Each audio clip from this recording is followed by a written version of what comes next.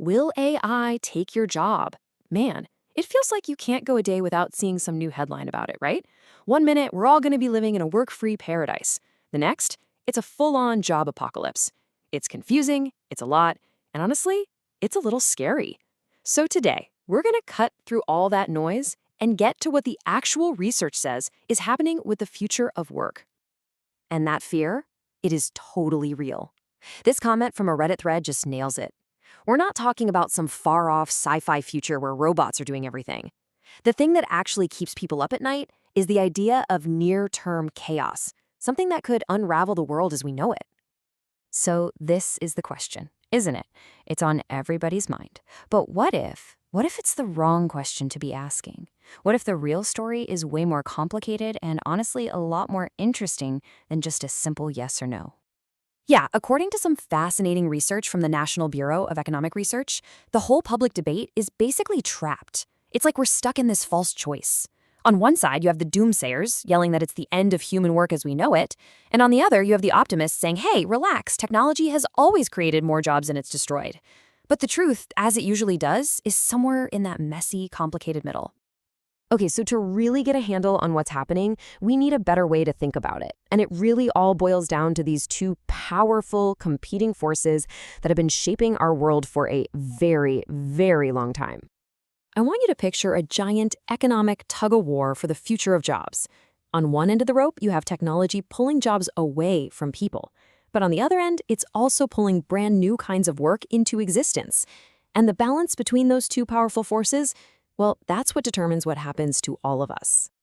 So let's break that down. First, you've got the displacement effect. This is the one we all think of first, right? A machine, an algorithm, some new AI, it starts doing a task a person used to do. And that person gets, well, displaced. But then you have this other equally powerful force, the reinstatement effect. See, technology doesn't just destroy tasks, it creates entirely new ones. I mean, think about it. AI trainers, prompt engineers, these are jobs that literally didn't even exist a decade ago. So when this massive tug-of-war plays out in the real world, what does it actually look like? It's not some clean 50-50 split. The push and pull of these forces are creating a very specific pattern that economists have a name for: job polarization. Job polarization is pretty much what it sounds like. It's the hollowing out of the middle of the job market. All those routine, predictable, middle-skill jobs, the demand for them is falling.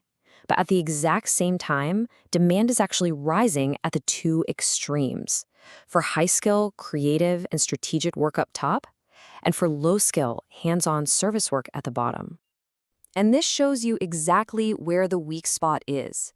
The jobs that are most at risk are the ones that are routine, whether it's manual work on an assembly line or cognitive work like data entry. These are the tasks that are just the easiest for automation to substitute. That's the displacement effect in action right there.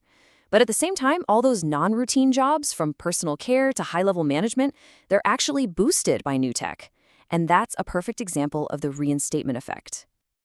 The consequence of this hollowing out is really stark, and it's pretty simple. It's a recipe for inequality. When you start kicking out the middle rungs of the economic ladder, the gap between the people at the very top and the people at the very bottom just gets wider and wider. So just how big of a deal is this? Well, get this. Research from MIT suggests that this one thing, automation, pushing people out of those routine, middle-skill jobs, is responsible for somewhere between 50 and 70% of the entire rise in the U.S. wage gap since 1980. I mean, that is just a staggering number. Okay, so automation is reshaping the job market. It's driving inequality. You'd think that with all this new tech, at least the economy would be getting hyper-productive, right? Well, this is where the story takes a really weird turn. This is what economists have started calling the productivity paradox. I mean, we see all this amazing technology everywhere, in our offices, in our factories, literally in the palms of our hands. But when you look at the big economic numbers, that explosion in productivity we all expected, it's just not there. And I mean, just look at this data. Since the mid-70s, apart from that brief little dot-com boom, productivity growth has been surprisingly slow. It's actually way lower than it was in the decades after World War II. So what on earth is going on? Well, a report from the OECD offers a really compelling clue. It suggests that instead of just replacing tasks and making our lives easier, a lot of AI is actually being used to monitor workers and crank up the pace of work.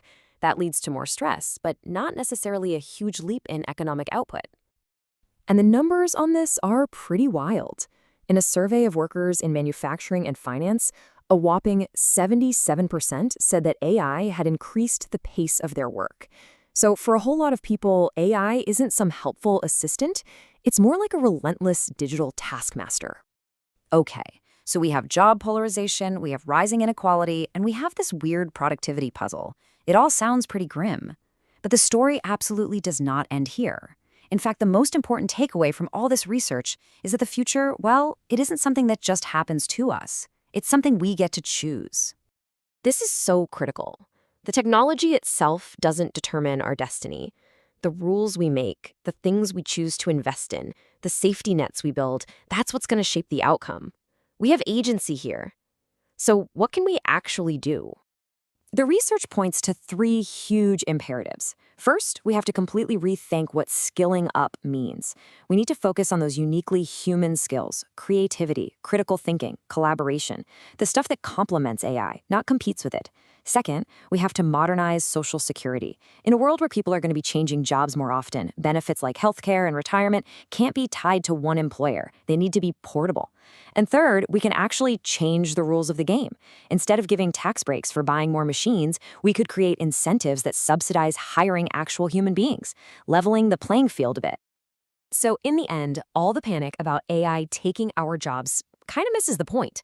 The real challenge isn't about stopping the machines, it's about building a society that uses their incredible power to benefit everybody, not just a select few. It's a question of our values, our policies, and ultimately the future we decide to build together.